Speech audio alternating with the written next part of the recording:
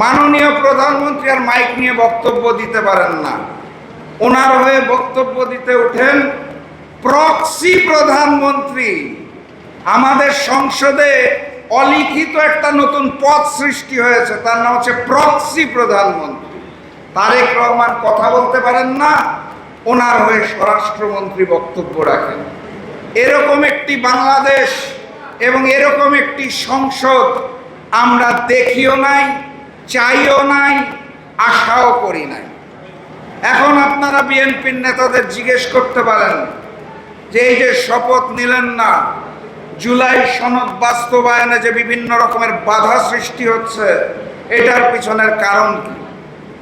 ওনারা এক বাক্যে আপনাদের একটা শব্দ বলে একটা বই দেখিয়ে দিবে, জানেন তো নাকি? সংবিধান। কিছু বললেই আইন আর সংবিধান।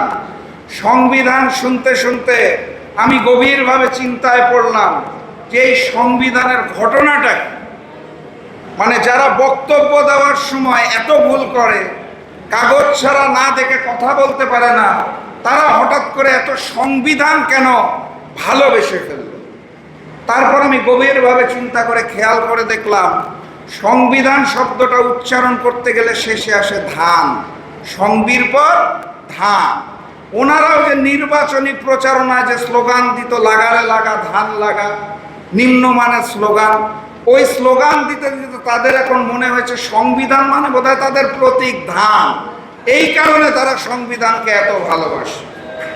কিন্তু বাস্তবতা হচ্ছে এই সংবিধান ধানের শীষের সংবিধান নয়। এই সংবিধান ৭২-এর মুজিববাদী সংবিধান।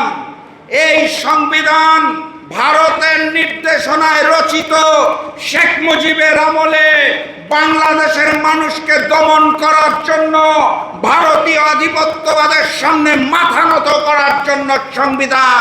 এটা ধানের শীষের সংবিধান না, এটা ৭২-এর মুজিববাদী